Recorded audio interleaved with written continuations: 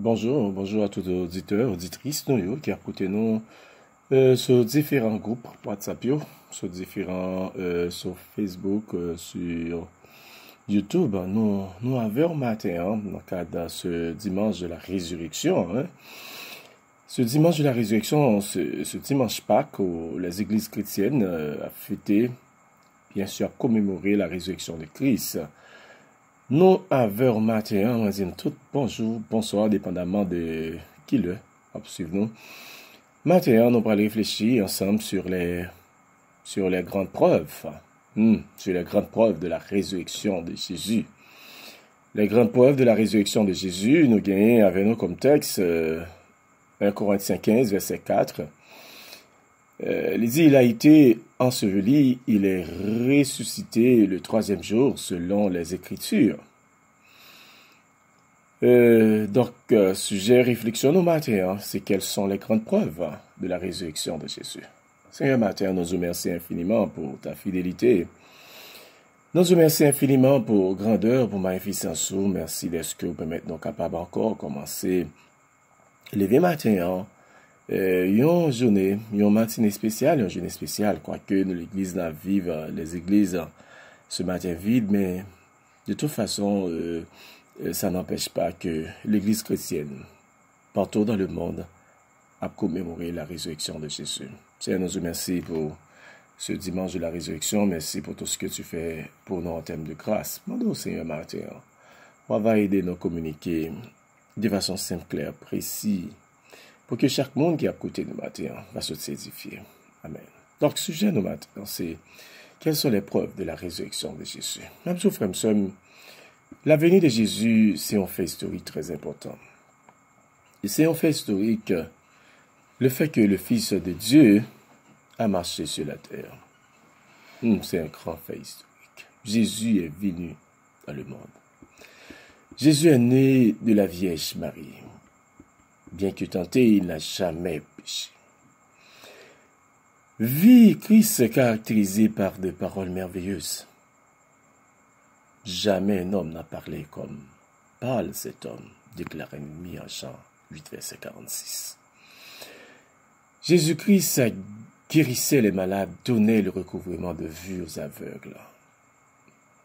Les boiteux ont marché, les lépreux ont été purifiés, des morts ont été ressuscités. Les autorités religieuses ont été émues de jalousie et l'ont fait clouer à la croix. Il mourit, il est enterré dans un tombeau, mais le troisième jour, il est ressuscité. Ça fait matin, frère, troisième jour, Jésus-Christ sorti vivant dans la mort. C'est ça qui expliquait que partout dans le monde, que l'église chrétienne, matin, il a fêté, il a commémoré la résurrection de Jésus. En fait, nous avons de solides preuves. Nous avons un pile preuves qui prouvaient que Christ ressuscité. Mais maintenant, nous voulons faire trois considérations rapides à faire. Première considération que nous voulons sur les grandes preuves de la résurrection de Jésus, c'est que le tombeau est vide. Il a été enseveli. Il est ressuscité le troisième jour, selon les Écritures. 1 Corinthiens 15, verset 4. Dans Matthieu 27, verset 57 à 66, les soldats surveillent le mort. Fulton a remarqué que dans l'histoire du monde, un seul tombeau a été scellé d'une pierre gardée par des soldats pour empêcher le mort de ressusciter. Tombeau ça, c'était tombeau Christ. Quel spectacle ridicule pour y surveiller un cadavre. Mais les sentinelles ont été envoyées de peur que le mort ne mâche, que le silencieux ne parle, que le cœur percé ne se réanime à la pulsion de vie. Yo dit qu'il mourit, yo connaît qu'il mourit.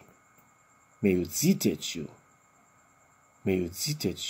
qu'il pas ressuscité. Pourtant, malgré que yo dit tête yo ça, yo te mis surveillé. Tombe Christ. Les ennemis de Christ, ils ont certifié sa mort. Ils ont scellé tombeau, ils ont posté des gardes en vain. C'était en vain. Parce qu'il n'était pas possible qu'il soit retenu par la mort. Acte 2, verset 24. Matthieu, dis-nous ça t'est passé, je sais. Dans Matthieu 28, verset 1 à 7, les îles ça t'est passé. Après le sabbat, l'aube du premier jour de la semaine, Marie de Magdala et l'autre Marie allaient voir le sépulcre. Et voici qu'il y eut un grand tremblement de terre, car un ange du Seigneur descendit du ciel, vint rouler la pierre et s'est assis dessus. Son aspect était comme l'éclair et son vêtement blanc comme la neige. Les gardes tremblaient de peur et devinrent comme morts. Mais l'ange prit la parole et dit aux femmes, « Pourquoi, pour vous, n'ayez pas peur, car je sais que vous cherchez Jésus, le crucifié. Il n'est pas ici. En effet, il est ressuscité, comme il l'avait dit. Vous voyez l'endroit où il était couché, et allez promptement dire à ses disciples qu'il est ressuscité des morts. Il vous précède en Galilée. C'est là que vous le verrez. Voici, je vous l'ai dit. » Matthieu 28, verset 1 à 7. Jésus-Christ est ressuscité. En fait, tous les historiens de nos jours qui étudient preuve ça, documentation, ils sont convaincus que le tombeau de Christ était vide. Ils reconnaissent que, contrairement à ça, on a fait sortir dans l'époque là, que les disciples pas de voler, pas de voler comme Christ, parce que les disciples ont trop peur. Donc, preuve là, première grande preuve là, c'est que le tombeau est vide. Mais ce n'est pas tout. Deuxième preuve qui prouvait que Jésus-Christ est ressuscité, c'est l'existence de l'Église. M'absou frère ce matin pour que l'Église est fondée sur la prédication de la résurrection. Les apôtres, ils n'ont pas allé annoncer résurrection loin des événements. Ils ont annoncé résurrection dans la ville même. Côté Jésus-Christ, t'es crucifié. Côté Mounioté Ouel mourit. Acte 2, verset 32, ce Jésus, Dieu l'a ressuscité. Nous en sommes tous témoins. Acte 2, verset 36, que toute la maison d'Israël sache donc, avec certitude, que Dieu a fait Seigneur et Christ. Jésus ça qui était crucifié. Jésus ça, bon Dieu fait le Seigneur et Christ. Jésus ça qui était crucifié.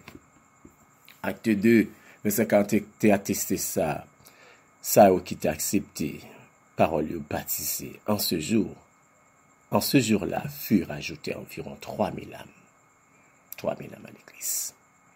Frère, ce matin, m'a dit le fait que l'église soit fondée dans la même ville où Jésus fut crucifié et ressuscité, 50 jours après sa résurrection, sont grande preuve de la résurrection de Christ. Sans la résurrection, on ne peut pas expliquer l'existence de l'Église. Nulle autre religion ne s'établit sur un fait historique. Pourtant, Jésus, Dieu a enraciné la vérité dans un événement historique. Il a envoyé son Fils dans le monde né de la Vierge. Une vie sans péché, caractérisée par des miracles. Sa mort sur la croix et sa résurrection d'entre les morts, suivie 40 jours plus tard par son ascension à la droite de Dieu.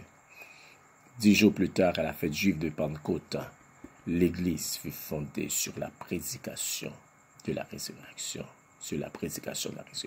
Donc l'Église, l'existence de l'Église, c'est une grande preuve. C'est une grande preuve de la résurrection de Christ. Comme ce matin, dernière preuve, qui est la plus grande preuve de la résurrection de Christ, c'est que Jésus-Christ a vécu en nous. Maintenant, frère, partout dans le monde, ou même qui a côté nous, il y a une plus grosse preuve Jésus-Christ ressuscité, c'est que Jésus-Christ a vécu en nous. 1 Corinthiens 15, verset 19. Il parlait de notre espérance en Christ.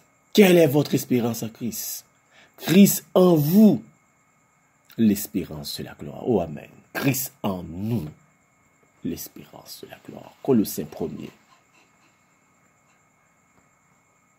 Colossiens 1er, verset 27. Christ en nous, l'espérance de la gloire.